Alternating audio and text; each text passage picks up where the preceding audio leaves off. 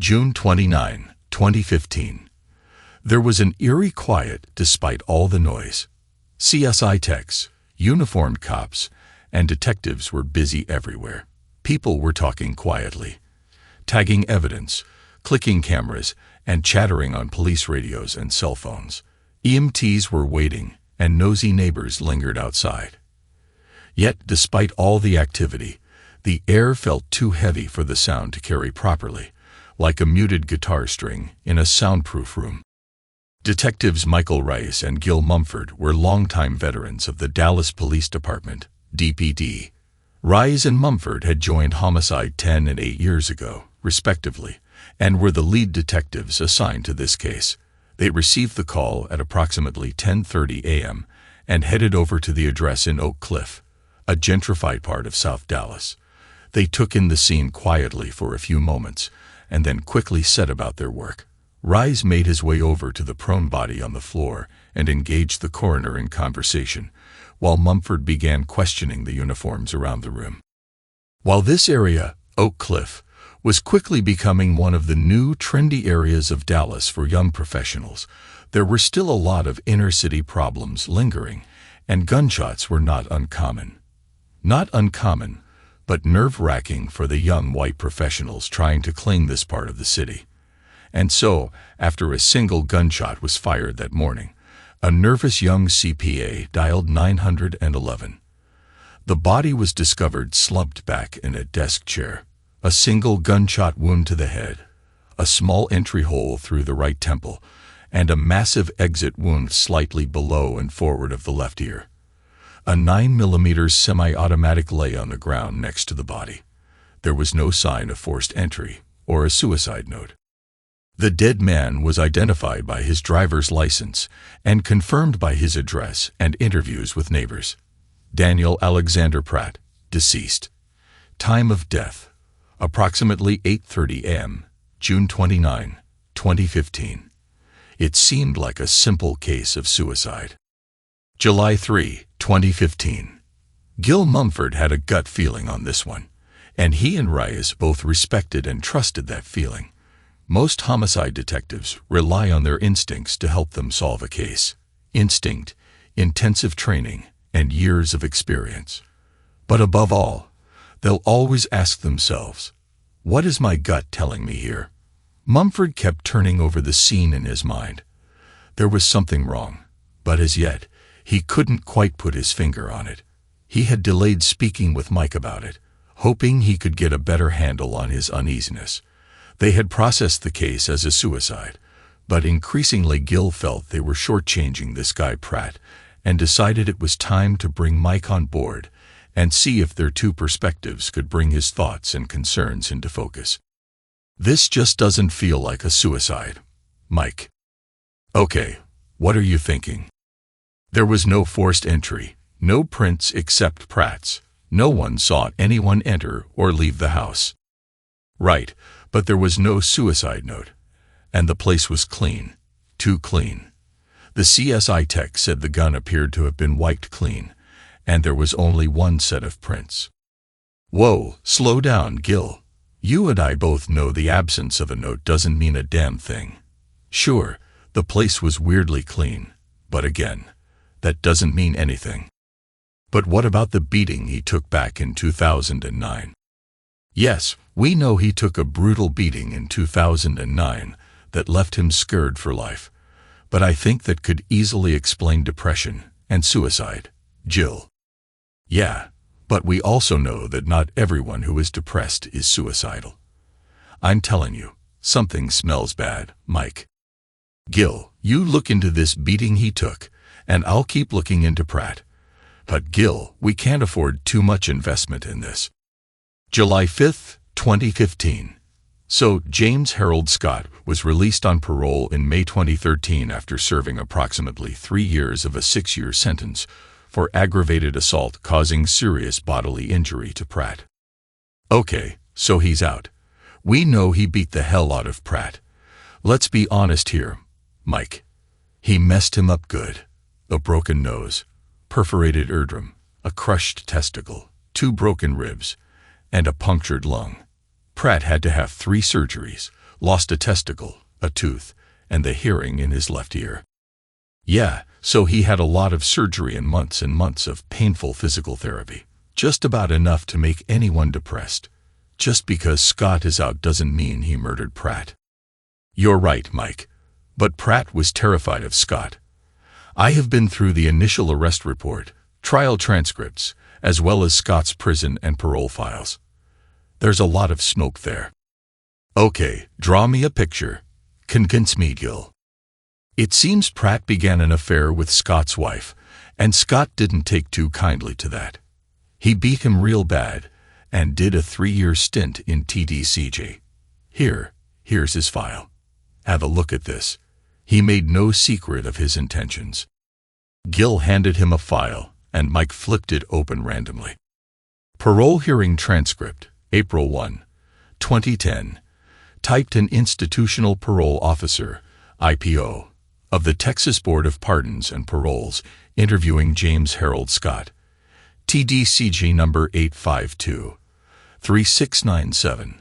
Location: Texas Department of Corrections. This is George Flute.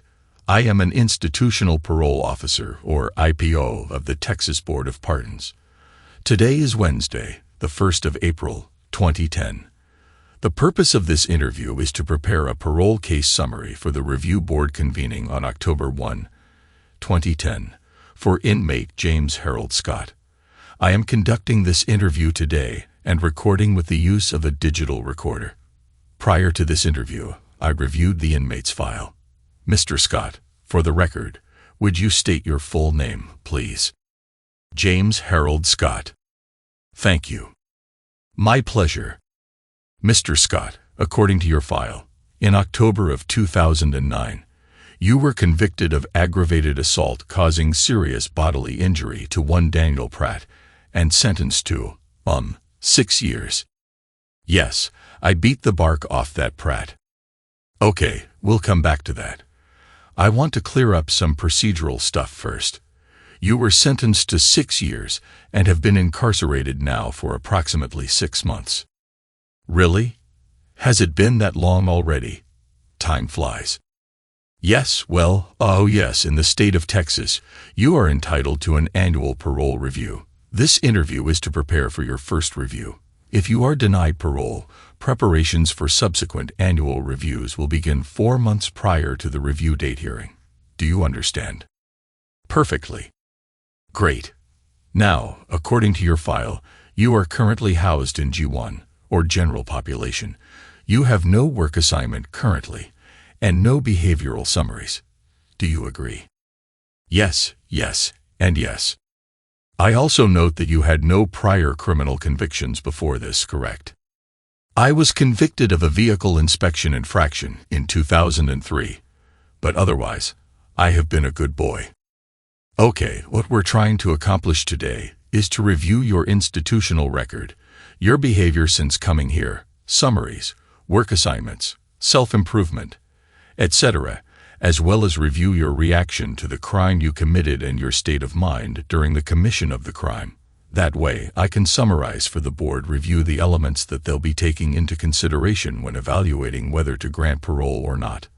They'll look at the nature of the crime, as well as your contrition, potential for recidivism, and how releasing you may impact your victim or victims and society in general. To be more specific, the seriousness of the offense, letters of support and / or protest, sentence length compared to the amount of time served, your criminal history, and any subsequent prison incarcerations, juvenile history, and your institutional adjustment. Participation in specialized programs. Do you have any questions before we begin? Yeah, what's the memory capacity of that recorder? Pardon me. The memory capacity. You asked if I had any questions before we begin. Yeah, what's the memory capacity of that recorder? Pardon me. The memory capacity. You asked if I had any questions. I'm curious about the capacity of your recorder. I'm not certain. 10 gigabytes, I think. Do you have any questions relevant to today's proceeding or your scheduled board review? Nope. Thanks. Okay, Let's review your conviction. Your file indicates that on June 29, 2009, you assaulted a Mr. Daniel Pratt, causing significant and permanent bodily injury to Mr. Pratt, and you were arrested without incident 4 days later. Mr. Pratt was hospitalized and has required 3 surgeries as a direct result of your assault. Could you tell me about this incident and what precipitated it? Sure. I was at my company's summer barbecue, nursing a beer, and speaking with one of my colleagues when I saw my wife's car pull up. As I excused myself and started making my way toward her car, my wife Kate stepped out of the passenger side. I saw her smiling at the driver as I glanced over to see who was getting out of that side.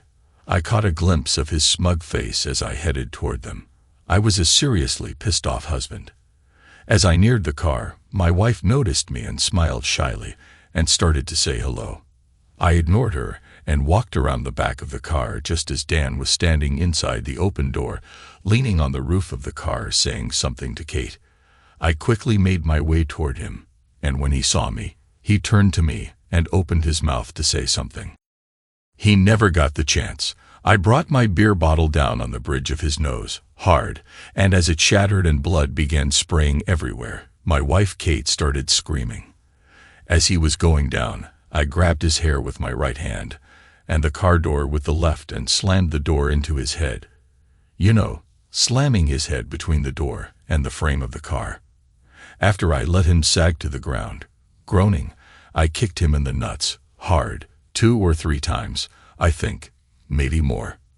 I leaned down into him so only he could hear me. I said, "I know your game, Dan, and it won't fly." For the moment, she is still a married woman, and so there's a price to be paid. Take this as the payment you have to make when you mess with a married woman. And Dan, believe me when I tell you that if I spend even an hour in jail for this, the beating you'll receive when I get out will make this seem like a picnic. Do you understand? He nodded painfully as blood pooled in his ear. Good, I said. Now pick your sorry butt up and start walking home, a hole. Kate rushed around the car, I think, to check on Dan. I asked her what she thought she was doing, and she replied, "Jesus, Jim, you could have killed him. What's gotten into you? Dan, are you okay?" I told her sharply that Dan was fine and had decided to take a walk on his own. Then I grabbed her arm and forcefully walked her back to the passenger side and snarled at her, "Get in the car." She seemed a little frightened. I opened the door and pushed her hard into the passenger seat and told her not to move from that seat. I closed the door and walked back over to the other side of the car. I grabbed the still prone and moaning Dan by his hair and dragged him away from the car. I think I hit him a few more times. Yes, I'm certain I did. Oh, and I may have kicked his ribs a few times as well. That part's a little fuzzy. Anyway, I grabbed Kate's car keys from the ground and turned around to see my friend John standing grinning at me. I asked John if he would mind taking Kate for a spin, and he agreed. Laughing, he didn't take her for that kind of a spin. We decided he should take her to her mother's house and meet me later at Joe's Tavern. I asked him to make her understand that for her own safety, it would be best if she stayed at her mother's. We enjoyed a couple of beers and some chicken wings, I think. They have an impressive collection of craft beers there. You should try the Street Arnold Fancy Lawnmower. It really is great. Anyway, though now that I think on it, I don't think I had the lawnmower that day. I'm pretty sure it was the Weed Whacker. Anyway, try them both. They're really quite good. So I drank some very fine craft beers, ate a few wings, and then I went home and went to bed. 4 days later, several DPD officers showed up at my office and arrested me. Thank you. You don't sound like you regret the incident at all, Mr. Scott. Well, no, he was screwing my wife and rubbing my nose in it. So no, I don't regret beating Pratt. I do regret that I seem to have seriously misjudged my wife. I regret that Dan didn't take my warning more seriously. Perhaps I should have beaten him a little longer and harder. I'm sorry. What warning? I just told you that I warned him that if I even spent an hour in jail, I would beat him even more severely. He doesn't seem to have believed me. He even testified against me in court, like he wanted me to go to prison. Weird, right? And will you? If you were granted parole, would you assault Mr. Pratt again? Of course I would. I promised after all. And one must keep one's promises. Mr. Scott, that statement will not be viewed favorably by the review board. I expect not, but that hardly surprises me. The justice system isn't really concerned with actual justice. If they were, Dan Pratt and my wife would be the ones being interviewed for parole hearings, not me. Why shouldn't I get satisfaction from my faithless wife and her pathetic lover? She lied and broke a contract she had with me. He knew she was married and pursued her anyway. All those politicians talking about our moral compass and family values is so much crap. If they really believed that, our legal system would be set up to protect the sanctity of marriage. But that isn't what happens, is it?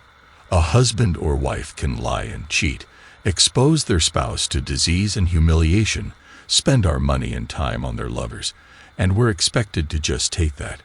Some a hole can insert themselves into someone else's marriage and family, and that's just fine with our legal system. Where's the protection of family values? How are we ensuring our moral compass is true?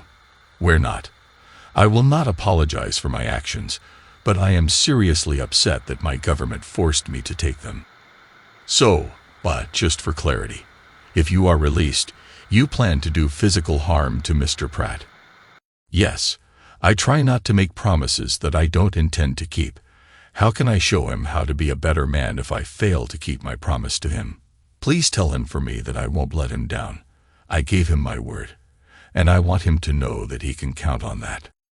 Mike, it goes on like that for several more pages, and this is just the first review. He had 2 more just like it. They paroled him. I still have a hard time believing they let him out. So he did about half his sentence, and the whole time he promised to look up Pratt and lay another beating on him. Yes. Should we get an eye on him? We haven't got enough for that yet, and since Pratt's dead, that threat of physical violence isn't something we can take upstairs for support, but we should probably bring him in for a talk. I did put several electronic flags on him, though, since the money has never turned up either. The money. Look at the victim impact statement from the wife. Just after that review. And he's a Boy Scout. His parole officer is scared of him, but can't say why. Thinks he's a sociopath, but he checks in right when he's supposed to, has a decent job, pisses clean, and has completed his community service. When is he clear of the state? In another 3 months. My guess is he'll have Texas in his rearview mirror in exactly 94 days. You still think he's our guy? More than ever. So, let's go have a talk with him and his ex-wife. July 5th. I'm afraid all the time. What he did to Dan. What I now know he's capable of scares the hell out of me. Has he ever threatened you with violence, Mrs. Scott? Not directly, no. His friend John drove me to my mother's after Jim beat Dan nearly to death and made it clear to me that I might expect the same treatment if I tried to contact Jim or return to our house. I stayed with my mother until Jim was arrested, and I felt it was safe for me to go home to get some of my things. We read your first victim impact statement, Mrs. Scott. Please call me Kate, Detective. Thanks, Kate. As I said, we read your VIS, and we're curious about the money and belongings that were missing. Can you tell us about that? He took all of our money, stripped our house bare, and I have never seen a dime since. I am in the middle of a civil suit now trying to recoup some of the money, but I have little hope I'll ever see it again. Kate Scott thought back over 3 years as she related her tale to the 2 detectives. I sat in my idling car in the driveway of the home I had shared with Jim. We had been married for 14 years at that point, and until the last few months, they had been happy years. I thought I knew what I faced when I entered the house, and was almost sorry. It had been my doing. I knew that. I had accepted that, and the consequences I thought I would likely face because of my decisions. I had been certain that Jim would heal, that we would heal. He needed time and space, and I was prepared to give him both, to a point. Maybe some prison time would help him. Us. I had needed Dan, wanted Dan, and Jim would just have to accept it.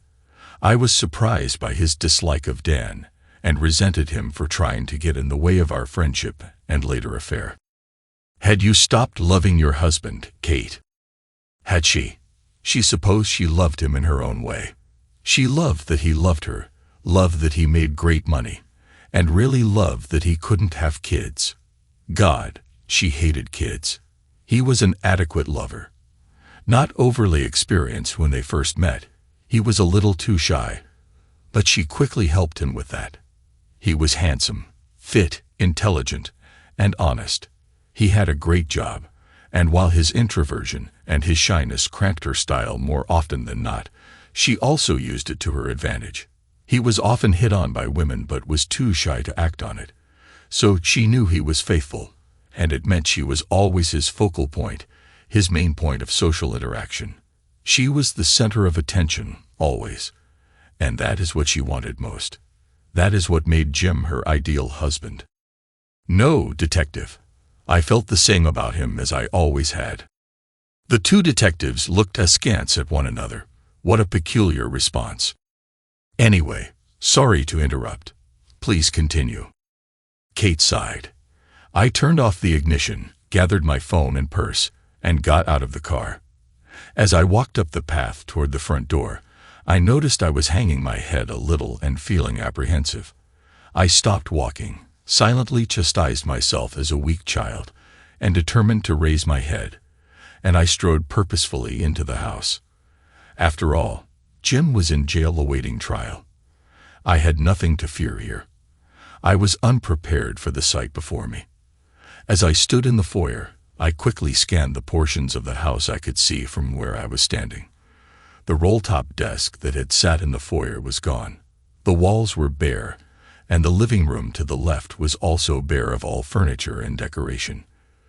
Only the depressions in the carpet and my memories indicated there had ever been anything there at all. My heels clicked across the tile floor, echoing loudly as I toured the house with a gaping mouth, finding the same scene in every room. Everything, including the appliances, was gone. Even the double-wall oven, counter-mounted stove, and light fixtures were all gone. The light fixtures, for Christ's sake. I peered out the kitchen window to the backyard. The patio furniture, garden shed, and yard art were all gone. Even the bird feeder and bath had disappeared. I then rushed to the master bedroom. It too had been stripped of all furniture and decor. My closet was empty. Jim's closet was empty. There weren't even any wire hangers. Everything was gone. I whirled around and headed to my study where I kept my most treasured possessions. All were gone. I began to weep as the implications of this flooded my thoughts. How could I replace my degrees, my childhood photos, and my postgraduate thesis? My jewelry. The bedroom suite we had paid $15,000 for. All of the high-end furniture and appliances. My extensive collection of designer clothes, purses, and shoes. Oh God, the shoes. I was becoming sick. What the hell was I going to do? My ears began to ring slightly, and I felt a sickening warmth envelop my neck, radiating up around my face and ears. My toiletries alone would cost thousands to replace. I pulled out my smartphone, swiped it, and dialed 911. Constable Wood arrived about 20 minutes later to find me distraught and seated on a windowsill quietly sobbing. He had a difficult time understanding me, but I managed, between sobs, to relate to him that I had just returned from a stay at my mother's to discover the house had been stripped bare. As he surveyed the house while I continued my piteous sobbing, he noted he had never seen a more thorough job. He had to stifle a smile and commented on it to me. Damn, they even took all of the light switch and AC plates, he said quietly. Ma'am, do you live here alone? He had noted an absence of rings on my left hand. No, of course not. Officer, I live here with my husband. And where is your husband now, Mrs. Scott, Kate Scott. My sobbing was beginning to wane. He's in jail. He was arrested a couple of days ago for assault. The constable nodded while pulling out his notepad and began wandering the barren house. I followed the constable, maintaining a running monologue of the missing items and my resulting heartbreak. As the constable made notes, he wondered aloud how long it would take to strip bare a house like this. There weren't even any picture hangers or nails, window coverings, or vent covers left. He noted, smiling, but at least they left the doors and doorknobs. Then he spotted it. An envelope, just a letter-sized, white envelope sitting on the toilet seat of the half-bath adjacent to the kitchen. He noted the toilet paper and dispenser, towel rod, and mirror were gone as he read the writing on the outside of the envelope. It simply said, "Screw you. I believe this is for you, Mrs. Scott." As he read the "screw you," with a look of horror, I turned the envelope over. It wasn't sealed, and there was nothing on the back of the envelope. I opened it and drew out a single sheet of paper. It was not handwritten, and it was not signed. It read, "You have taken from me my love, my trust, my self-respect, my money, my youth, and my naivety. Years of my life that I wish I could have back were stolen by you. I know that you will not miss me, at least not in the way that you should, the way that most wives would. So I took what I thought you might miss. Everything else. Screw you." So what happened, Kate? Did you ever find out? Get your stuff back. I can only guess at this point, Detective Mumford. My guess is that Jim stripped the house bare and either gave away or threw everything away. Nothing has ever been recovered. And what about the money? I also noted in your victim impact statement that there were several $100,000 gone as well. Has any of that ever turned up? No, and it's worse than that. Jim drained our savings and checking accounts, cashed out his retirement accounts, and took the maximum allowable cash advances on every single one of our joint credit cards. He also refinanced the house to the tune of $375,000. My lawyer estimates that he got away with about $1.2 million in all. And it never turned up. He never admitted it. That seems incredible. Has he ever answered direct questions about what happened to it? He claims to have no memory of the money, that he was so distraught about my affair and his beating of Dan that he has no memory at all for about a 2-week period after the beating. Well, he sure sounds like a first-class a-hole, Kate. I can see why you cheated on him. Why didn't you just divorce him first and avoid this whole mess? I mean, you must have had some idea he would react the way he did. That is the saddest part in all of this, Detective Reyes. Jim was a great guy up to that point. I cheated on him because I thought I could, that I deserved it. Not because he was a weak man. I never saw any of this coming. Meanwhile, Jim was being interrogated. Mr. Scott, James Scott. He stared curiously at the 2 men standing at his front door. "Yup, but everyone calls me Jim. What can I do for you?" "I'm Detective Mumford, and this is my partner, Detective Reyes. Would you mind if we asked you a few questions?" "Well, you already have. Are there more?" "Excuse me." "Well, first you asked me if I was Mr. Scott, then you asked if I was James Scott, and then you asked if you could ask me a few questions. That was a few questions." Rice dropped his head with an almost imperceptible smile, while Gil Mumford sighed and continued. "Mr. Scott, Jim, we don't want to play games. We're investigating the death of Daniel Pratt, and wanted to speak with you about it." He blinked at the 2 detectives as they gazed expectantly back at him for a few moments. "Mr. Scott." "What?" "You made a statement. You didn't ask a question that required a response. You're not very good at this, are you, Detective Mumford?" "Mr. Scott, may we ask you a few questions regarding the death of Dan Pratt?" "Okay. What do you want to know?" "May we come in?" "Sure. Come on in. Would you like a donut? or something. Thanks, no. Let's just sit down, and then could you please describe your relationship with Mr. Pratt? Sure. Let me think how best to put this. Jim stared down at a fixed point somewhere on his table as he gathered his thoughts. Well, detective, inside of each of us, there are two halves constantly battling for supremacy. One half, good, responsible, loyal, and law-abiding. The other half, not so much. In most cases, the good half wins out most of the time. Life is just easier that way. But we all do things from time to time that seem out of character. That's our baser selves winning temporary custody of our lives, or more accurately, our actions. Please, Mr. Scott, can you just stick to the question? What was your relationship with Dan Pratt? Sure. That's where I'm headed. Now, where was I? Oh, right. So most of us are good most of the time. But for some of us, it doesn't take much to tip the scales, to give priority to our lesser side, our bad side, and in those cases, we suppress our good selves in favor of our bad selves. Some will return after a while, some not so much. We all have that tipping point, and we need to understand what it is, what will cause our shift from good to bad. I found mine, and once I embraced my baser self, it helped return balance to my life. Justice, equity, revenge, call it what you will. Once that was achieved, I could go back to my former nice guy self. Dan Pratt was my tipping point. And that, Detectives Mumford and Reyes, was my relationship with Dan Pratt. Isn't it true, Mr. Scott, that Dan Pratt was having an affair with your wife? Wouldn't you say that more accurately describes your relationship? Mum, I'd have to say no. That he was screwing my wife describes their relationship. That I found out about it, and what it did to me, and what I then did to him describes my relationship with Dan Pratt, as I have already described. Tell us about discovering your wife's affair.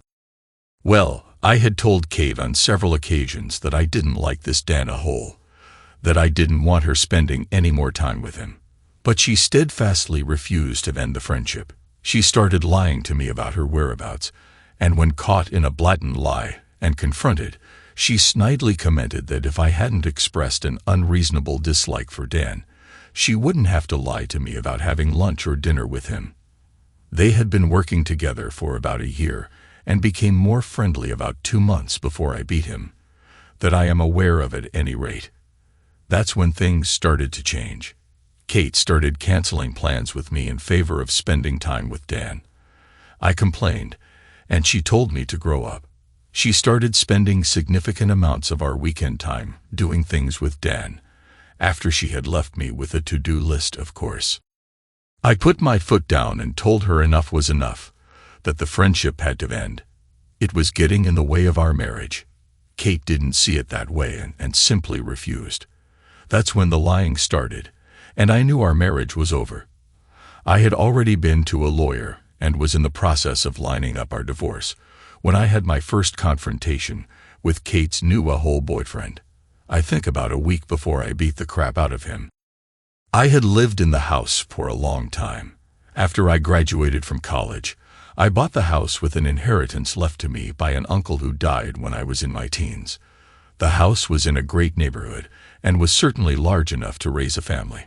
So Kate moved right in after we married. We had become very good friends with most of our neighbors, and on this one evening, we had invited them all over for a dinner party. I was happily minding the grill and nursing a beer when I noticed Dan and Kate laughing together in the kitchen. I was furious. I closed the grill and made my way to the kitchen. When I opened the back door and entered the kitchen, their conversation stopped immediately. "Well, hello there, Jimmy. Thanks for inviting me," laughed Dan. "That's James to you, a hole. And I didn't invite you. You are not welcome here. I suggest you put your drink down and leave right now." "Jim," screeched Kate, "don't be so rude. I invited Dan, and he's always welcome in my home. Apologize to Dan and behave yourself." "See, Jimmy, it seems I am welcome here after all. Why don't you run along and look after that grill while I spend some time with Kate?" I turned to my wife and very calmly said, "Kate, if that piece of crap isn't out of my house in the next 20 seconds, then he'll be leaving by ambulance, and you'll be right behind him with a car packed full of your crap." Jim, what an awful thing to say. This is absurd. Dan is my friend, and... Kate, you have 10 seconds left. Get him out of my house. I turned and opened the door to the backyard and whistled loudly for everyone's attention. "I'm sorry, everyone. I am going to have to ask you all to leave now. Maybe we'll reschedule this, but it seems Kate has invited her boyfriend to the party, and right now, she seems to think he's more important than I am, or any of you, for that matter. Things are probably going to be getting pretty ugly, and I am just not feeling very sociable at the moment." I ignored the guests, open mouths, and buzzing in obvious discomfort, and turned to see an ashen Kate staring daggers at me. "Did your piece of crap boyfriend decide to leave then?" I asked. "You maggot," Kate howled at me, as she launched a glass at my head. Cheating 304. I hurled right back along with the spatula I had been holding. I just missed her. The next week was cold, and I continued planning my exit. We didn't talk much. She never apologized, nor did I. Towards the end of the week, she seemed to be calming down while I was still seething. I wasn't planning to have it all out with her. What was the point? I wasn't putting up with this crap anymore, but felt I needed a couple of weeks to get things in order to protect myself against any aggressive lawyer Kate might hire once I had her served. The house was mine before we married, but I wanted to be certain of my rights. I knew I'd have to split our assets with her, but I wanted to keep the split even. And I wanted the house free and clear. We made about the same amount of money and had about the same saved in retirement accounts. We didn't have any kids, so no custody or child support issues to be worked out. The checking, savings, and investments could be split 50-50. I'd keep the house, and she could have Dan. Unfortunately for me, the activities on the day of my company barbecue forced my hand a little early. I hadn't told Kate about the barbecue. I didn't want her there, but it seems, I later found out, that Dan needed to rub my nose in things. He was pissed about the party at our house and felt I needed a little more humiliation. He felt he'd be able to safely embarrass me in public, and flaunting his affair with Kate in front of my colleagues would just be a nice bonus. Sucks for him he was so wrong about his safety. Of course, you know what happened when they showed up. Anyway, as I drove to the bank after I left the barbecue, I called my lawyer and asked if he could have Kate served at work the next day. We had planned on 3 days from then. He said that he could. When I got to the bank, I closed the checking and savings accounts and then headed to Joe's to pick up John. Then I'd have to rush home to cancel our credit cards. Before she found out our savings were closed, I ran up the limits. "So where's the money now? Are you investigating that for her civil case?" "No, I was just curious." "Well, I'm sorry to say that I lost it or misplaced it. I don't know what became of the money. You remortgaged the house and cleaned out all of the accounts. You walked away with over $1 million, and you just lost it. I know it's hard to believe, but I wish I could remember that all more clearly. Oh well, easy come, easy go, just like hookers, right, detective? That was a neat trick cleaning out the house, Mr. Scott. Whatever happened to the contents, and how on God's green earth did you get all of that done in under 4 days? I have lots and lots of friends, detective. Didn't you say you wanted to talk about Dan Pratt, detective? Right. So, where were you the morning of June 29th, 2015, Mr. Scott? Do you want to know where I was the whole morning? That would be helpful. Okay, let's see.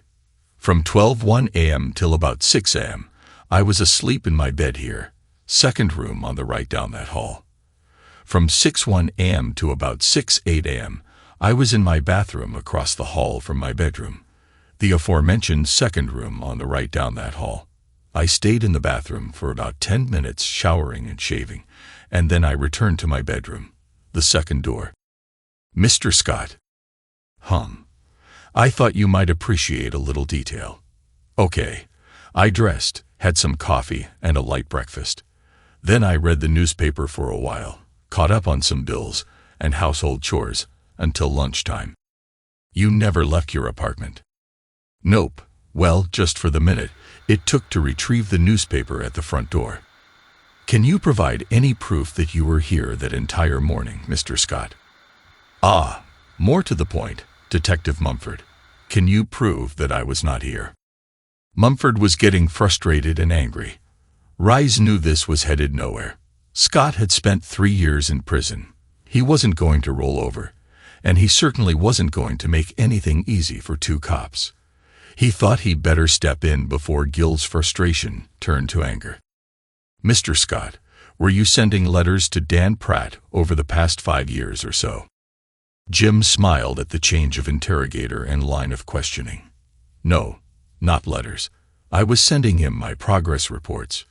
You know, the parole hearing interview transcripts, that sort of thing. Why? He seemed so interested in my going to prison that I thought he'd be interested in my progress. Did you threaten him? No, not as such. I did make him a promise, though. Yes, we saw that in your file. What's the difference? Point of view, detective. Perspective, and perhaps clarity. I may threaten to do something and never act on it. And that's okay. But if you promise to do something, well, you had better keep your promises. See the difference? Mr. Scott, did you kill Daniel Pratt? No, detective, but I sure wished I had. The detectives had to wrap up things. It's over, Gil. We can't prove a damn thing. We've been told to wrap it up and close the case. Hell, you and I both know Scott had something to do with it, Mike. Maybe. Maybe Pratt's fear of Scott and his promise pushed him over the edge. Maybe Scott murdered him. Maybe he goaded him. We don't know, and we can't prove shit. We have no choice, Gil. We've got to close this as a suicide. He's clear in 3 weeks anyway, Jill. He'll be long gone in a month. Just let it go. Come on, Mike, let's just. No, Gil. Come on, let's face facts. Pratt seduced a married woman, got cocky, and got caught. The husband beat him up, and I, for one, don't blame him. Hell, what man who has been cheated on hasn't thought about that? No, Pratt got what he deserved in the beating, but he was a piece of crap, and the beating scared him. Scott had him figured out. I think he knew damn well that if he kept reminding him of the beating and his promise to deliver another, worse beating in the future, that it would eat at Pratt, consume him. And that's exactly what I think happened. Pratt was an arrogant, worthless man with no backbone. The only thing Scott is guilty of is recognizing that, and using Pratt's own nature against him.